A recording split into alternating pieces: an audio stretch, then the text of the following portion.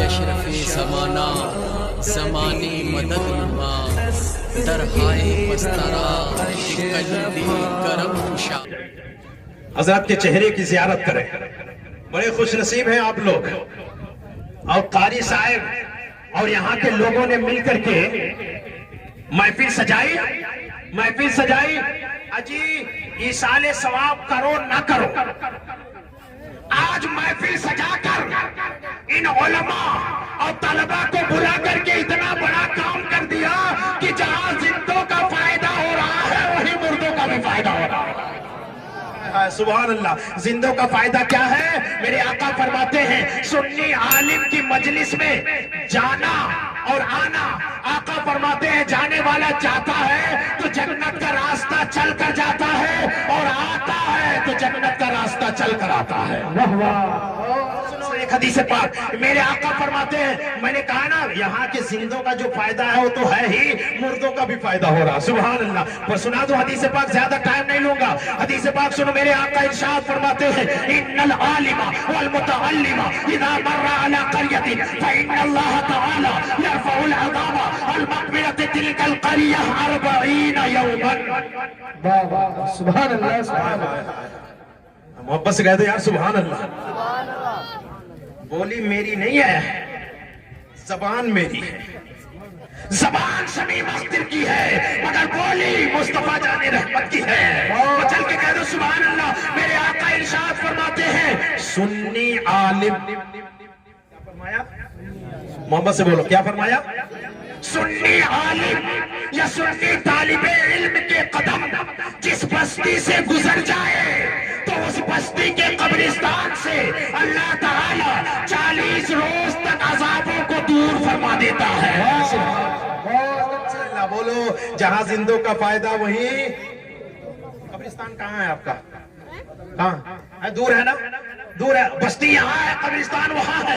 ان کے قدم یہاں سے گزر رہے ہیں، عذاب وہاں سے دور ہو رہا ہے. سبحان اللہ. تو جہاں زندوں کا فائدہ وہی مردوں کا فائدہ. حضرات محترم جو بیان کر رہا تھا اسے چھوڑ کر حضرت نے فرما دیا ختم کر دیجئے. بس ایک آیت ایک حدیث پاک جو میں نے پڑھی ہے اسی کا ترجمہ ہو جائے، پھر ایصال ثواب کے تعلق سے بھی انشاءاللہ میری بات مکمل ہو جائے گی. عزیزان ملت اسلامیہ، لوگ کہتے ہیں ثواب کیسے پہنچتا ہے؟ حضرت ہی رامپور ہے، بریلی شریف کے بعد 65 کلومیٹر پر رامپور ہے. رامپور کی سرزمین پر ایک ایسا ظالم حافظ تھا. حافظ بوڑھا بڑا کھوسٹ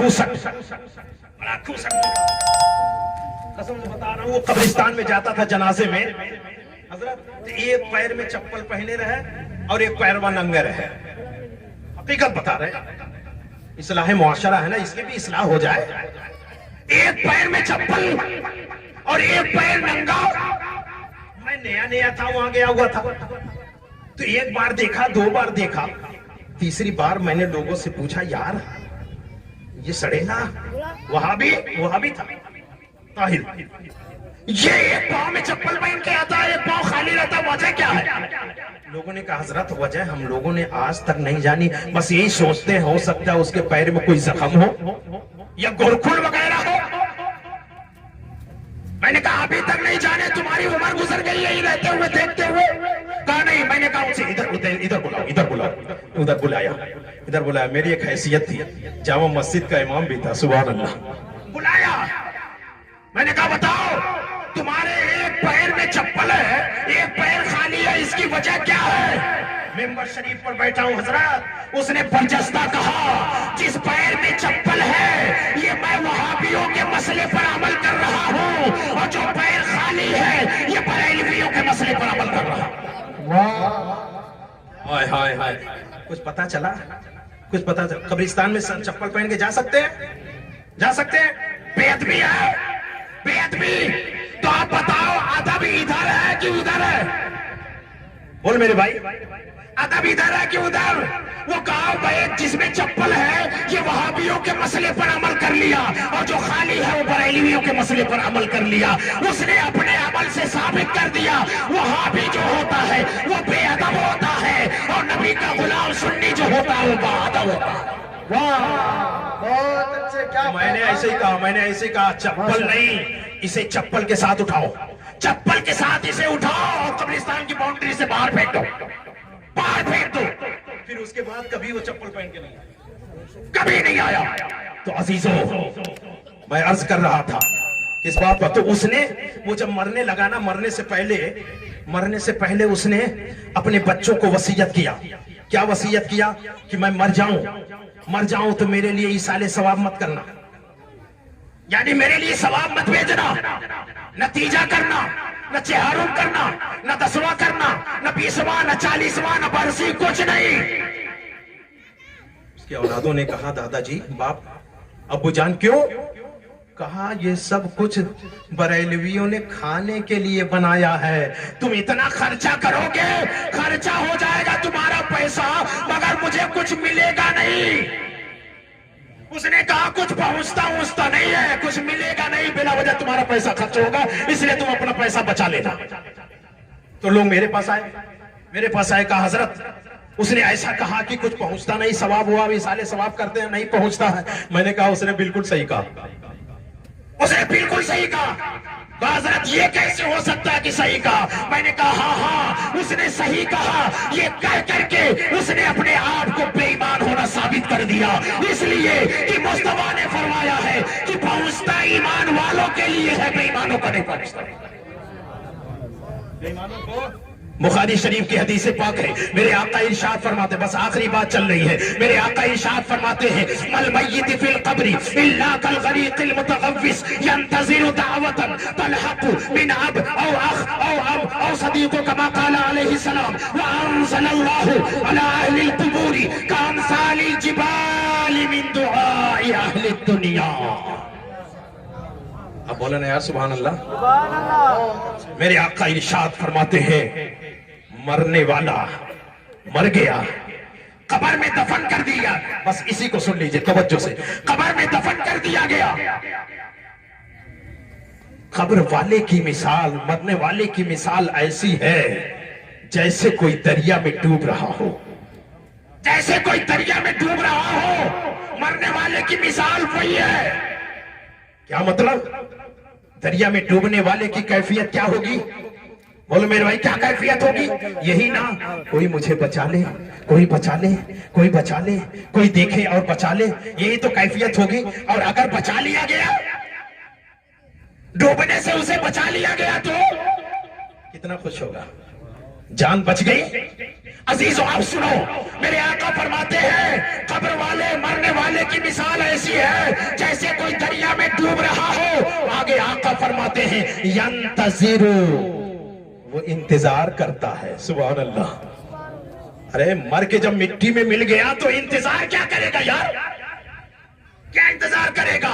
تو میں کہتا ہوں اس کے لوگ مر کے مٹی میں مل جاتے ہیں، مگر ہمارا نبی کا غلام مرتا نہیں ہے، دنیا بدل دیتا ہے، دنیا بدل دیتا۔ کون کہتا ہے مومن مر گیا؟ کون کہتا ہے؟ میرے آقا فرماتے ینتظر، انتظار کرتا رہتا ہے۔ کس چیز کا انتظار کرتا رہتا ہے؟ دعوتن، دعاؤں کا، دعاؤں کا۔ ایک بات بتائیے، دعاؤں کا انتظار قبر میں کون کرے گا؟ جو دنیا میں رہ کر کے دعا کرتا تھا وہی کرے گا، جو دنیا میں رہ کر کے اس کا قائل تھا کہ ہم دعا کریں گے تو ثواب پہنچے گا، وہ انتظار کرے گا۔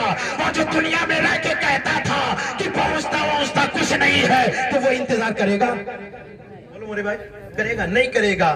اس کی بھی ایمان والے کی اس سے بھی پہچان ہو گئی کہ قبر میں ایمان والا، ایمان والا۔ ایک ٹھو رہے جھٹاری بابا، کہہ رہے جھٹائے بابا، تو لوگوں نے اسے پوچھ لیا، میں نے کہہ رہا تھا، میں نے کہا تھا بس بات مکمل ہو گئی ہے، زیادہ ٹائم نہیں حضرت، بس کیا کہا؟ جھٹائے بابا سے لوگوں نے پوچھ لیا، کہا بابا جی، اے بابا کہاں؟ کہا ایک بات بتاؤ، تم لوگ فاتحہ ہوتیاں کرتے ہو، ایصال ثواب کرتے ہو، تو قبریم پہنچا تھا؟ اتنا کل کھانا ہونا رہا تھا برہو پنجن کا، یہ پہنچا تھا قبریم میں؟ کہاں پہنچتا ہے؟ کہا جب پہنچتا ہے تو تمہارے مردے کھاتے بھی ہوں گے؟ کھاتے بھی ہوں گے؟ کہاں بالکل کھاتے ہیں۔ کہا جب کھاتے ہوں گے تو لیٹرین بھی کرتے ہوں گے؟ اب سوال تو ہے، کرتے ہوں گے۔ کہاں بھائی ابو بابا رہے ایسے، کیا کریں؟ جواب دے دی، کہاں ضرور بھائی جب کھئی ہے تو پھر ضرورت پڑ بے کرے، تو اس نے کہا ادھر والے تھے وہ لوگ ادھر والے جو کہتے تھے پہنچتا نہیں ہے، کہا تب تو تمہارے مردوں کی قبریں بڑی گندی ہوتی ہوگی، کہا بالکل نہیں، میرے مردوں کی قبریں بالکل صاف ستھرا ہوتی ہے، کہا کیسے، کہا ایسے کہ ہم لوگ بھیجتے ہیں، ہمارے مردے کھاتے ہیں، تم لوگ نہیں بھیجتے، تمہارے مردے بھوکے رہتے ہیں، ہمارے مردوں کی قبروں کو آ کر کے صاف کر جاتے ہیں۔ ہو گئے تو حدیث پاک سن لو، ایمان میں روشنی آ جائے، بس بات ہو جائے ختم۔ عزیزو کیا دعا کرتا، کیا انتظار کرتا ہے، کیا انتظار کرتا ہے؟ دعوتن، دعاؤں کا، دعاؤں کا انتظار کرتا رہتا ہے۔ کس کے دعاؤں کا؟ تلحقو، پیچھے وہ انتظار کرتا، کیوں پیچھے والوں کو میری یاد نہیں آ رہی ہے؟ قبر میں انتظار کر رہا، کیوں پیچھے والوں کو میری، تلحقو ہے نا، تلحقو، پیچھے والوں کو کیوں میری یاد نہیں آ رہی ہے؟ وہ پیچھے والے اگر باپ زندہ ہے، تلحق من اب، میرا باپ کیوں مجھے یاد نہیں کرتا، کیوں میرے لیے دعائے مغفرت نہیں کرتا؟ او کب میری ماں میرے لیے دعائے مغفرت کرے گی؟ او اخ کب میرا بھائی میرے لیے دعا کرے گا؟ او صدیق، اور اگر یہ لوگ نہیں تو کیا کوئی میرا چاہنے والا نہیں ہے کہ میرے لیے دعائیں مغفرت کرے؟ تو عزیزو سن لو، میرے آقا ارشاد فرماتے ہیں جب یہاں سے دعا کیا جاتا ہے، ایصال ثواب کیا جاتا ہے، تو اس ثواب کو اللہ تعالیٰ پہاڑوں کی شکل میں، پہاڑوں کے برابر نور کی شکل میں اس ثواب کو قبر میں داخل فرما دیتا ہے۔ کتنا کتنا بولو، کتنا؟ پہاڑوں کے برابر نور کی شکل میں یہاں سے جو ایصال ثواب کیا گیا قبر میں بھیج دیا جاتا ہے۔ اور جب اتنا ثواب پاتا ہے قبر والا اتنا ثواب پاتا ہے تو کہتا ہے فرشتو یہ کہاں سے آیا؟ فرشتو یہ کہاں سے آیا؟ تو اسے جواب دیا جاتا ہے استغفاری ولدک لکا، یہ تیرے فلاں بیٹے نے تیرے لیے دعائے مغفرت کی ہے۔ سبحان اللہ۔ اب مجھے کہنے دیا جائے، آج ایصال ثواب مومنین کے لیے ایصال ثواب کی محفل سجائی گئی ہے، تو جتنے یہاں کے اور قبروں و جوار کے مسلمین مسلمات اپنی قبروں میں آرام کر رہے ہیں، آج جب انہیں ثواب کا تحفہ بھیجا جائے گا، جب وہ پہاڑوں کے برابر نور کی شکل میں اس ثواب کو پائیں گے تو وہ بھی پوچھیں گے فرشتو یہ کہاں سے آیا ہے؟ فرشتوں یہ کہاں سے آیا ہے؟ تو فرشتے کیا جواب نہیں دیں گے؟ یہ تمہارے گاؤں والوں نے مل کر کے اور گاؤں والوں نے شوق اور جذبہ پیدا کیا تھا، قاری عبدالقادر صاحب نے، قاری شمیم اختر نے، غلام مصطفیٰ نے، ان لوگوں نے لوگوں میں جذبہ ڈالا تھا، اور سارے مومنین مسلمین مسلمات، سارے مومنین ایمان والے مل کر تم لوگوں کے لیے ثواب کا تحفہ بھیجے۔ بولو کیا نہیں جواب دیا جائے گا؟ تو عزیزان ملت اسلامیہ، ثواب پہنچتا ہے کس کو پہنچتا ہے؟ بولو بولو کس کو؟ ایمان والوں کو۔ ایمان والوں کو بہت اچھا کام کیا آپ لوگوں نے۔ جلسے تو بہت ہوتے ہیں، بہت سارے نام رکھے جاتے ہیں، میں تو سمجھتا ہوں کہ ایصال ثواب مومنین و مومنات، یہ جلسے کا عنوان آج میں نے پہلی بار سنا ہے، پہلی بار سنا ہے۔ اللہ تعالیٰ نے قاری صاحب کے دل میں یہ بات ڈالی ہے، تب تو جا کر کے ارے دنیا میں تو لوگ یاد کرتے ہی ہیں، قبر والوں کو بھی یاد کرو۔ قبر والوں وہ انتظار کر رہے ہیں، قبر میں انتظار کر رہے ہیں، آج انتظار کی ان کی گھڑیاں ختم ہو گئی ہیں، آج ثواب کا تحفہ پہنچے گا تو وہ بھی خوش ہو جائیں گے۔ کتنا خوش ہوں گے؟ میرے آقا فرماتے ہیں جتنا ڈوبنے والے کو بچا لیا گیا وہ جتنا خوش ہوتا ہے، اس سے زیادہ تمہاری قبر کا مردہ تمہارا ثواب پا کر کے خوش ہو جاتا ہے۔ وآخر الدعوانا ان الحمدللہ رب العالمین۔